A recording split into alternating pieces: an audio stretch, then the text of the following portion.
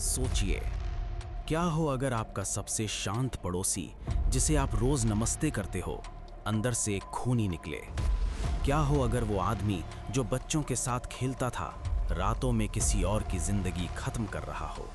और सबसे बड़ा सवाल, क्या हम अपने आसपास के लोगों को वाकई जानते हैं या सिर्फ उनका एक मास्क देखते हैं। आज की कहानी सिर्फ एक क्राइम स्टोरी नहीं है, ये एक सच है, एक ऐसी रियलिटी जो आपको मजबूर कर देगी सोचने के लिए ट्रस्ट करना कितना डेंजरस हो सकता है। मैं संजय साहा, चलिए एक दिल दहलाने वाली कहानी के साथ आगे बढ़ते हैं। ये कहानी शुरू होती है एक बिल्कुल नॉर्मल से शहर से, जहां सब कुछ बिल्कुल आम था। एक आदमी रहता था, नाम था आकाश।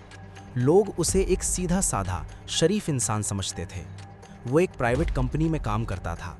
हर सुबह टाइम पर निकलता, हर शाम घर लौट आता।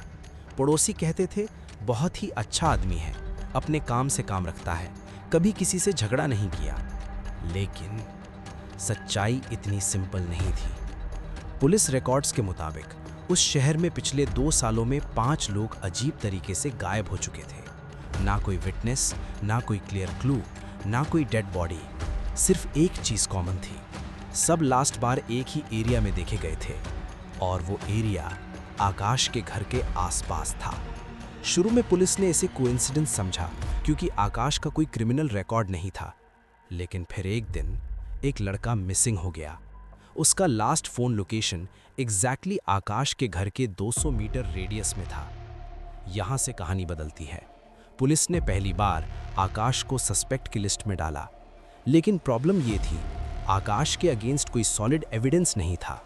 वो काम था, कॉन्फिडेंट था, और सबसे डेंजरस बात, वो बिल्कुल नॉर्मल बिहेव कर रहा था। इन्वेस्टिगेशन टीम ने उसकी रूटीन ऑब्जर्व करनी शुरू की, और तब पता चला उसकी लाइफ का एक डार्क पैटर्न था। वो लोगों से दोस्ती करता, उनका ट्रस्ट जीतता, और फिर वो लोग हमेशा के लिए गायब हो जाते। लेकिन क्यों? पैसे के लिए, रिवेंज के लिए, या सिर्फ एक सिक माइंडसेट? ये अभी तक क्लियर नहीं था। और सबसे शॉकिंग बात, आकाश के घर के अंदर ऐसा क्या था जो किसी ने कभी नहीं देखा। और जब पुलिस ने उस घर का दरवाजा खोला, तो उन्हें वहां कोई चीखने की आवाज नहीं मिली, कोई तोड़फोड़ नहीं, कोई स्ट्रगल के निशान की नहीं। सब कुछ बिल्कुल नॉर्मल था। लेकिन इन्वेस्टिगेशन ऑफिसर कहते हैं, क्राइम सीन हमेशा वही नहीं होता जहां खून दिखे। कभी-कभी सच सफाई के पीछे छुपा होता है। घर के अंदर एक अजीब सा साइलेंस था, जैसे कोई वहां रहता ही ना हो। आकाश बिल्कुल काम खड़ा था। उसने पुलिस को खुद अंदर आने दिया। चेक कर लीजिए, आपको कुछ नहीं मिलेगा, उसने हल्का सा मुस्कुरा कर कहा। लेकिन पुलिस इतनी आसानी से रुकने वाली नहीं थी। सर्च शुरू हुआ। बेडरूम, किचन, बाथरूम, सब कुछ नॉर्मल। लेकिन फिर एक ऑफिसर की नजर पड़ी फ्लोर के एक छोटे से हिस्से पर। वहां टाइल्स थोड़ी अलग लग रही थीं, जैसे रिसेंटली रिप्लेस की गई हों। ऑफिसर ने तुरंत उस जगह को चेक करने का ऑर्डर दिया। आकाश के चेहरे पर पहली बार हल्का सा टेंशन दिखा, और यही वो मोमेंट था जहां से सच बाहर आने लगा। जब टाइल्स को तोड़ना शुरू किया गया, तो हर एक हैमर की आवाज के साथ आकाश का चेहरा बदलता जा रहा था। और कुछ ही देर में जमीन के नीचे से आने लगी एक अजीब सी स्मेल, एक ऐसी स्मेल जो किसी भी एक्सपीरियंस्ड ऑफिसर को तुरंत समझ आ जाए। ये स्मेल थी डीकॉम्पोजिशन की। पूरा घर एक पल के लिए चुप हो गया। जब फ्लोर का हिस्सा पूरी तरह से हटा दिया गया, तो वहां जो मिला उसने सबको हिला दिया। एक नहीं, 2 नहीं, 3 अलग अलग ह्यूमन स्केलेटन्स, सब एक ही जगह दबाए गए थे। पुलिस टीम तुरंत एक्टिव हो गई। एरिया सील कर दिया गया। फॉरेंसिक टीम बुलाई गई, और आकाश अब चुप नहीं रह पाया। इंटेरोगेशन रूम में आकाश अब भी काम था। ऑफिसर ने सीधा सवाल पूछा, ये सब तुमने किया है? कुछ सेकंड्स के साइलेंस के बाद आकाश मुस्कुराया और कहा, मैं बस उन लोगों को रिमूव कर रहा था जो डिजर्व नहीं करते थे जीना। ये सुनते ही रूम में बैठे हर इंसान के रोंगटे खड़े हो गए। आकाश ने अपना क्राइम एक्सेप्ट कर लिया, लेकिन असली शौक अभी बाकी था। इन्वेस्टिगेशन में पता चला, आकाश रैंडमली लोगों को टारगेट नहीं करता था। वो स्पेसिफिकली उन लोगों को चूज करता जो इमोशनल या फाइनेंशियल प्रॉब्लम में होते थे।